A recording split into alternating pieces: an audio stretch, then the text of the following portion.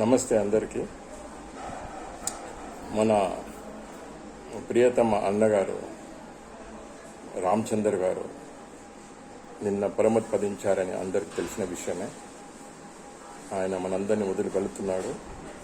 ఆయన గురించి ఒక 2 మాటలు నాకు ఈ టైంలో ఆయనను ఇంటి నుంచి తీసే లోపల చెప్పాలనే ఉద్దేశంతో ఇప్పుడు మాటలు మాట్లాడుతున్నాను. క్రమశిక్షణకి, డిసిప్లిన్కి మారు పేరు అని చెప్తాను నేనైతే.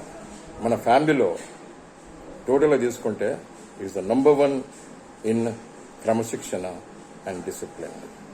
పిల్లలను పెంచే విధానం, ఆయన హెచ్ఏఎల్ జాబ్ చేసి వచ్చి మళ్ళీ 1-2 అవర్స్ వాళ్ళ కొరకు కూర్చొని the way he like a teacher, ఒక ట్యూషన్ చెప్పిన మాస్టర్ ఎట్లా ఉంటాడు అట్లా పిల్లల దగ్గర కూర్చొని అక్కడ చదువు, మళ్ళా డిసిప్లిన్, అలాగే ఏమి తినాలి ఏమి తినకూడదు, అలాగే ఏ టైంలో బయటకు వెళ్ళాలా, ఏ టైంలో ఆడుకోవాలా, రాత్రి ఎంతవరకు మెలుకోవాలా, పొద్దున ఎప్పుడు లేవాలా అని డైలీ న్యూస్ పేపర్ చదవాలి తప్పకుండా.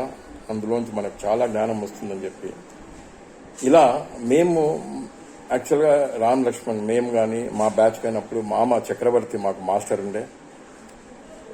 ఆయన వల్ల మనం ఇప్పుడు ఇలా ఉన్నామని చెప్తాను నేనైతే. ఇది చాలాసార్లు చెప్పాను, మళ్ళీ చెబుతున్నాను. ఆ మామ ఏ విధంగా అయితే స్ట్రిక్ట్గా మమ్మల్ని తీర్చిదిద్దారో, ఐదర్ చదువు కానీ, హ్యాండ్ రైటింగ్లో కానీ, క్రమశిక్షణలో కానీ, ఎవరికి భయపడొద్దు మనం తప్పు చేయకపోతే అని కానీ, ఆ విధంగా ఈయన తన పిల్లల్ని, మామ అందరినీ పిలిచి ట్యూషన్ చెప్తున్నాయి కానీ ఇతను తన పిల్లల్ని ఎంత స్ట్రిక్ట్గా పెంచాడంటే, ఒకసారి నేను అన్నాను, మరీ ఇంత స్ట్రిక్ట్ అయితే పిల్లలు చేంజ్ కాగల, అంటే రివర్స్ కాగల అని కూడా అన్నాను నేను. ఆ లెవెల్ కానీ అలా చేశాడు కాబట్టి ఈరోజు అమ్మని కానీ, నవీన్ కానీ, కిరణ్ కానీ ఈ స్టేజ్లో ఉన్నారు. సో అందరూ అంటే మన పిల్లలు ఇక్కడ కానీ అబ్రాడ్లో కానీ మనం తలెత్తుకున్నా చేస్తున్నారు.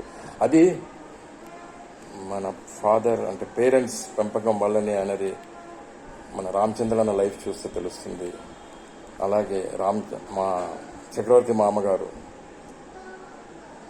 ఆయనను చూస్తే కూడా అర్థమవుతుంది ఎలా పెంచాల పిల్లల్ని అనేది.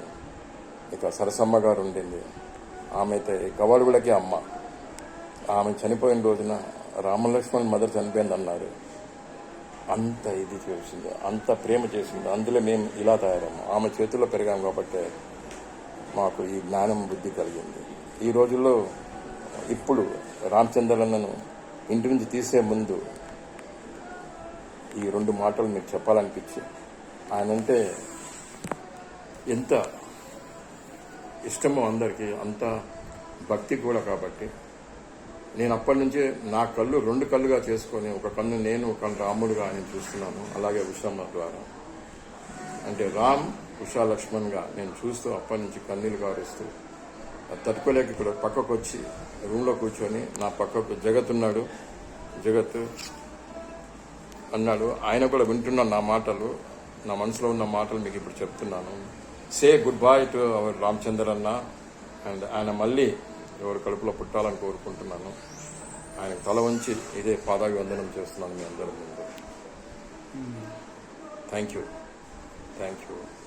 Let us send him of. జై రామచంద్ర అన్న.